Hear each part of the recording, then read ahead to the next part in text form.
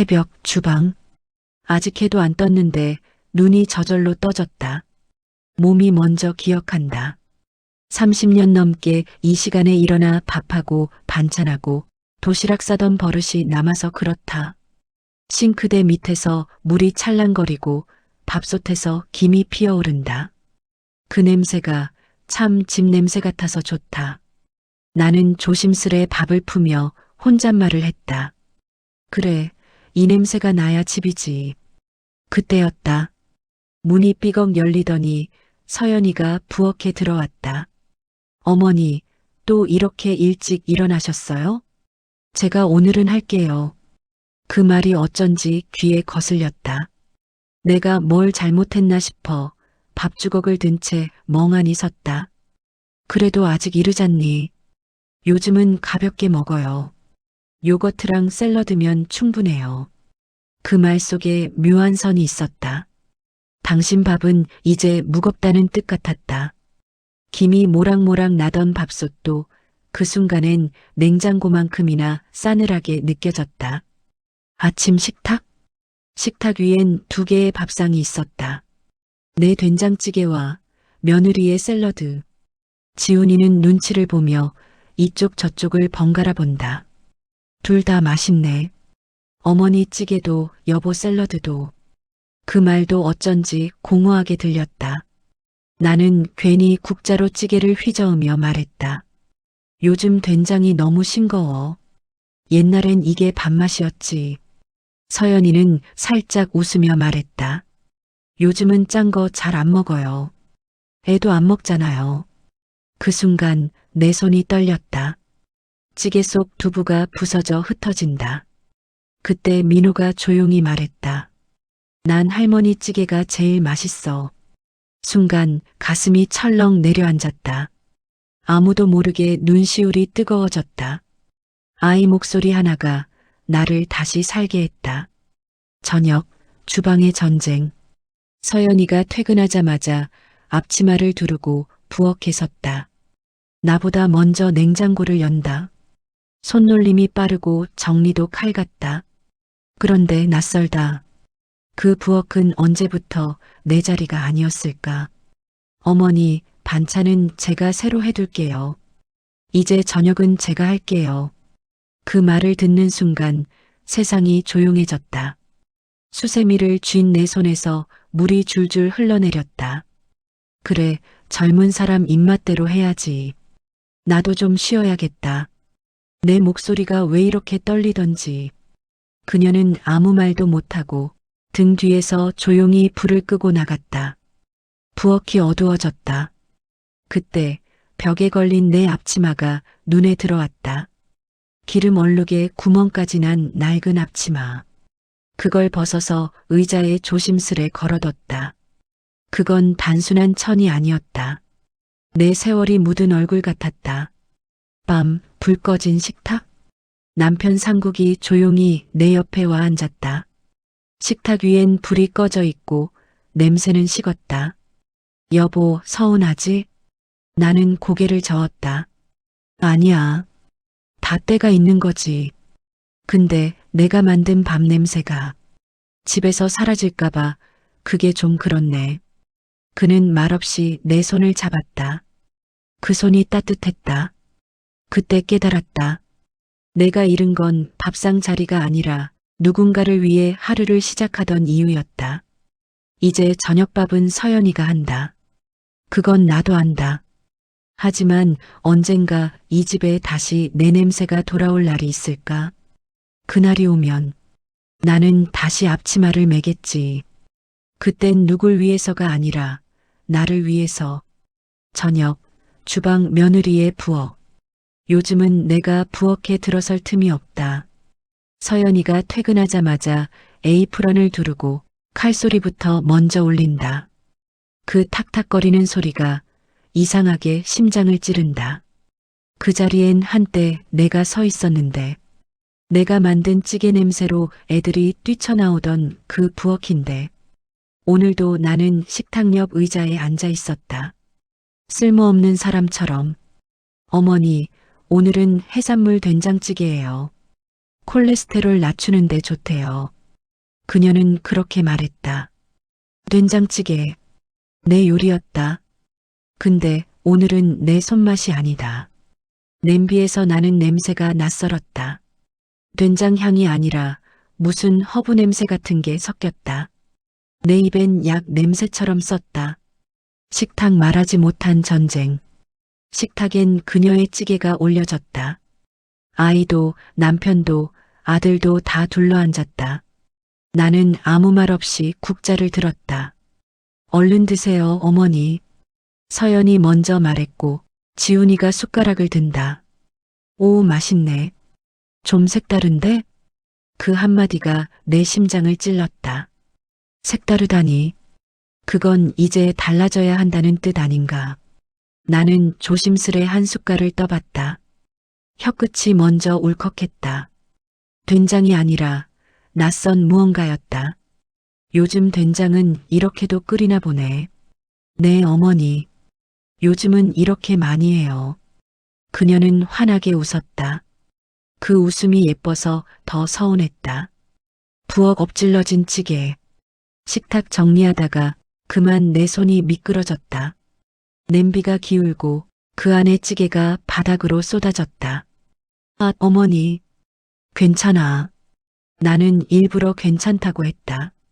근데 내 안에서는 무언가가 확 쏟아져 내렸다. 눈물이 아니라 30년 묵은 서운함이었다. 요즘은 뭐든 새롭게 해야죠.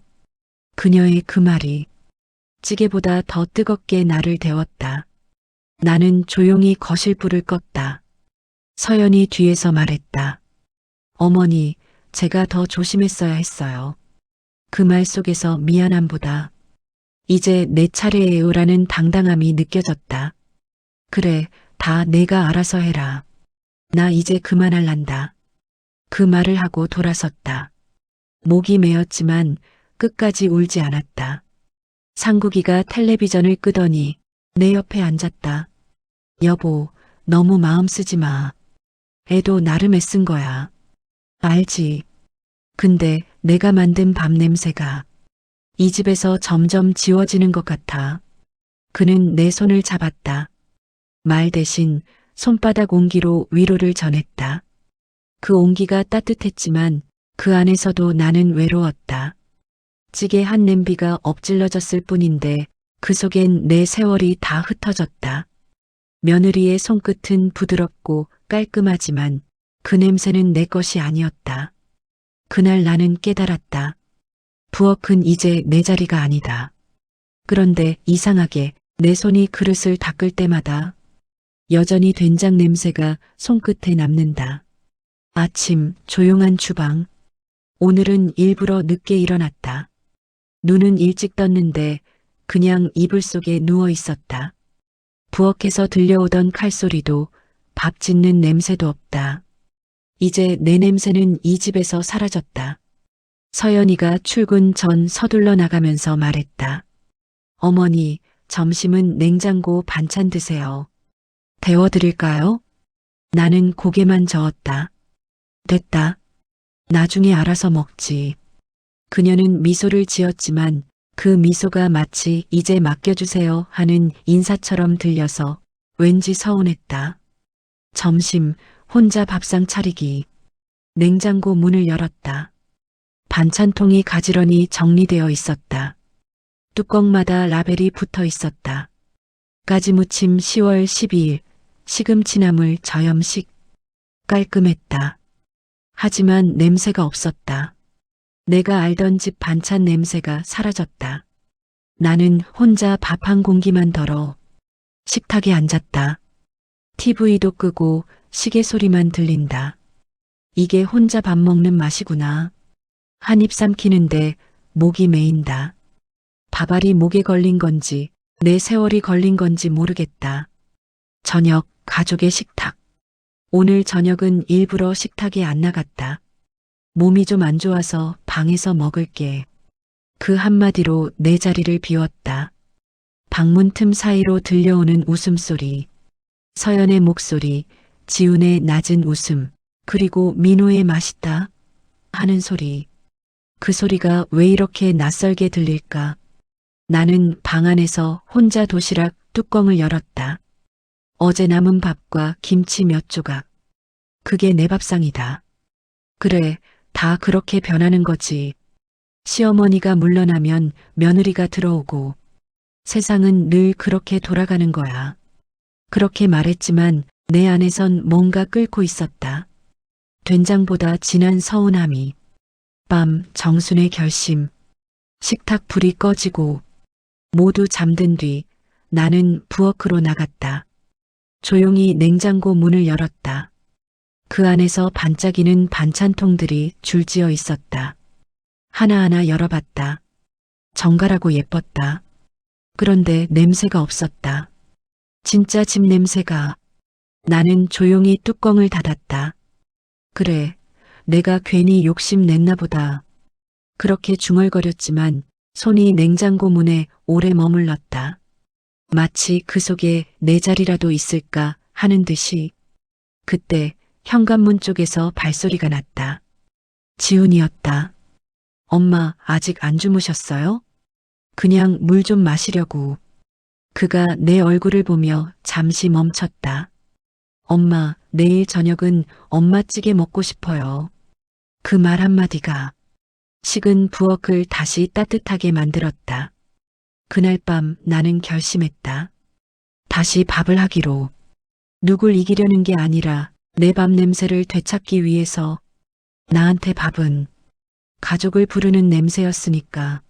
아침, 부엌. 오늘은 새벽에 눈이 절로 떠졌다. 몸이 먼저 기억했다. 밥 짓는 시간. 쌀을 씻으면서 잠시 멈췄다. 서연이가 일어나면 뭐라 할지도 몰랐다. 어머니, 제가 한다고 했잖아요. 그 말이 또 들릴까봐 물소리만 조용히 흘려보냈다. 밥솥 뚜껑을 닫을 때 내 손이 조금 떨렸다. 그게 긴장인지 설렘인지 나도 잘 모르겠다. 아침 식탁, 불편한 공기. 식탁 위에 김이 모락모락 오르는 밥과 된장찌개를 올렸다. 서연이 식탁 앞에서 잠시 멈췄다. 어머니, 이거 어제 제가 해둔 반찬 있었는데요. 그래, 알아. 그냥 밥이 좀 먹고 싶더라. 내 목소리가 괜히 차분했다. 지우는 눈치를 받고 민호는 눈이 반짝였다. 와, 할머니 된장찌개다. 그 한마디에 내 속이 살짝 풀렸다. 서연이 밥을 한 숟갈 떴다. 그녀의 표정은 읽기 어려웠다.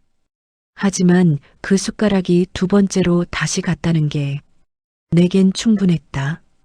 오전 마당에서 빨래를 널다가 햇살이 따뜻했다. 빨래를 널며 고무줄을 묶는데 문득 옆에서 조그만 손이 도왔다. 할머니, 이거 제가 잡아드릴게요. 민호였다. 빨래 집게를 들고 허둥대며 웃는 얼굴이 어릴 적 내 아들 같았다. 민호는 왜 이렇게 할머니 도와주는 걸 좋아해?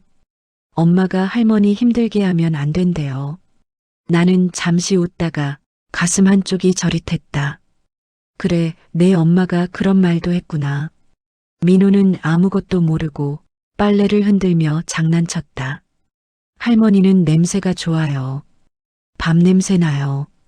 그 말에 나는 괜히 코끝이 시큰해졌다. 점심, 주방에서의 미묘한 순간.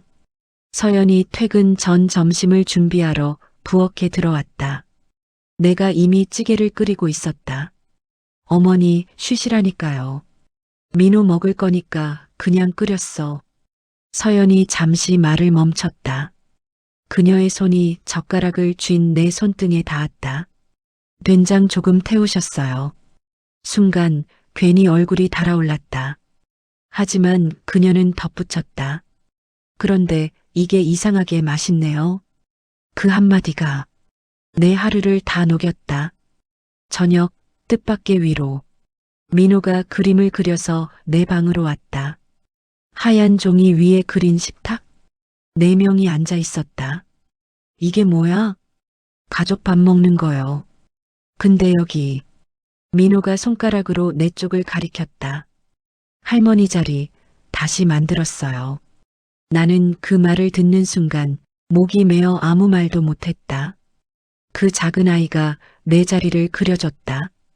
그게 이렇게 큰 위로가 될 줄은 몰랐다. 가족이란 게 그런 건가 보다. 말로 싸우고 마음으로 닫아도 누군가 내 빈자리를 기억해 줄 때 그게 진짜 가족이지. 나는 오늘 그걸 어린 손자한테 배웠다. 저녁, 부엌의 정적.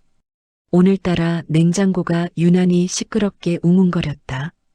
그 안에서 뭐라도 말하려는 듯이 식탁을 닦다가 문득 냉장고 속 반찬통 하나가 눈에 들어왔다.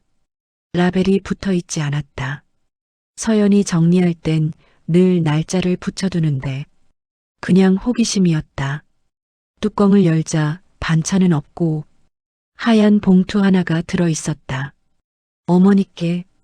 글씨가 낯익었다. 서연의 손글씨였다. 정순의 방 편지를 읽으며 손이 떨렸다. 눈이 먼저 글자를 더듬었다. 어머니, 죄송해요.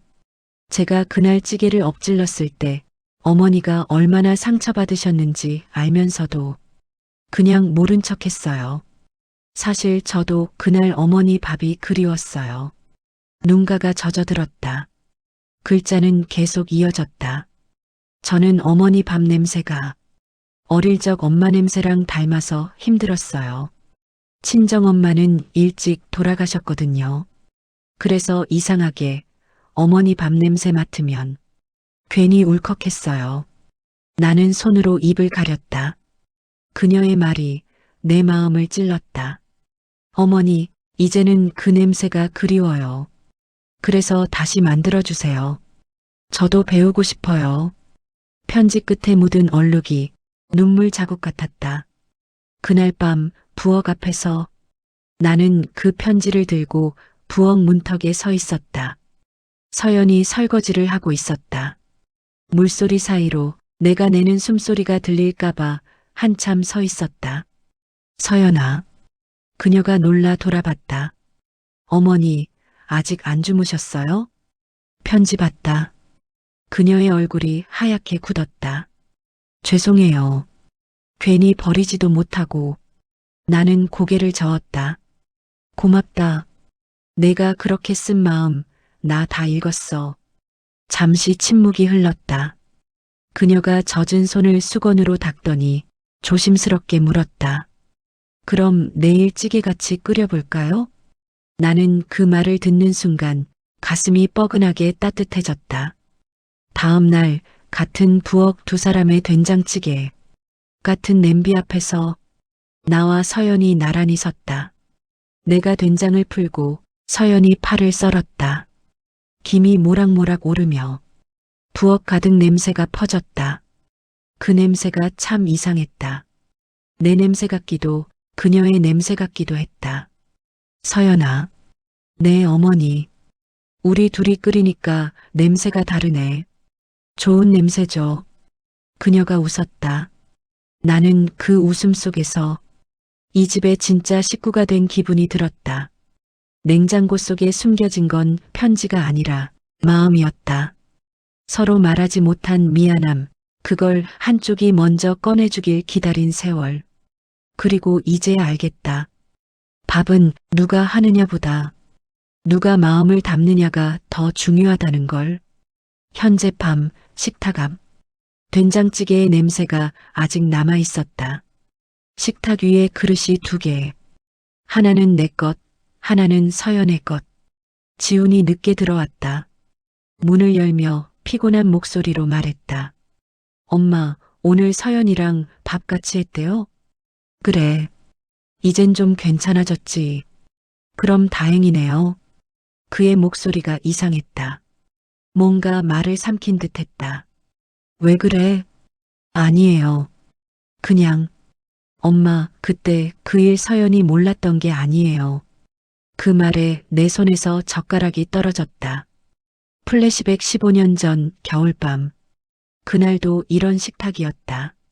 지훈이 결혼한 지 2년쯤 됐을 때 서연은 막 아이를 낳고 몸조리 중이었고 나는 그저 시어머니 노릇을 제대로 해보려던 때였다. 그런데 그날 밤 서연이 부엌에서 울고 있었다. 문틈 사이로 들린 말. 어머니가 나 싫어하잖아. 나는 발걸음을 멈췄다. 서연은 친정 엄마에게 전화를 걸고 있었다. 어머니, 나 밥 차리다가 된장찌개 엎질렀어요. 어머니가 그거 보고 그냥 나가버리셨어요. 그 말을 듣는 순간 나는 문 뒤에서 숨을 멈췄다. 내가 나간 건 그저 울음이 터질까봐였는데 그녀는 그걸 싫어해서 나간 거라고 생각했구나. 그날 밤 나는 방에서 된장 냄새가 옅게 남은 앞치마를 껴안고 울었다. 내가 그때 왜 말을 못했을까?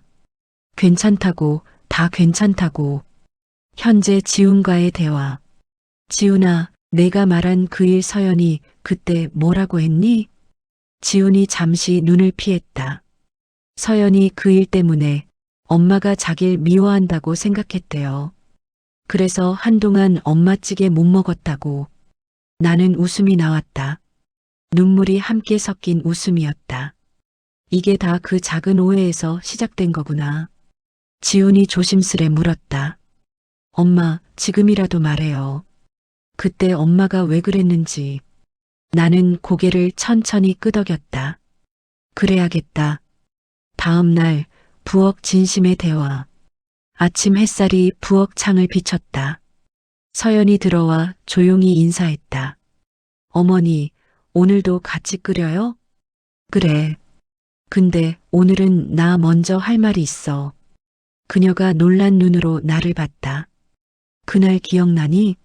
결혼하고 얼마 안 됐을 때 내가 찌개 엎질러진 거 보고 그냥 나가던 날. 그녀는 고개를 천천히 끄덕였다. 그날 많이 서운했어요. 나도 그랬다. 나는 웃으며 말했다. 사실 그때 나도 울었어. 미워서가 아니라 내가 너무 내 젊은 날 같아서. 그녀의 눈이 커졌다. 내가 어릴 적 시어머니 밑에서 그렇게 살았거든. 뭐 하나 엎지르면 혼나고 말 한마디 잘못하면 눈치 보고. 그래서 너한테는 그런 말 안 하려고 그냥 도망쳤어. 잠시 침묵이 흘렀다.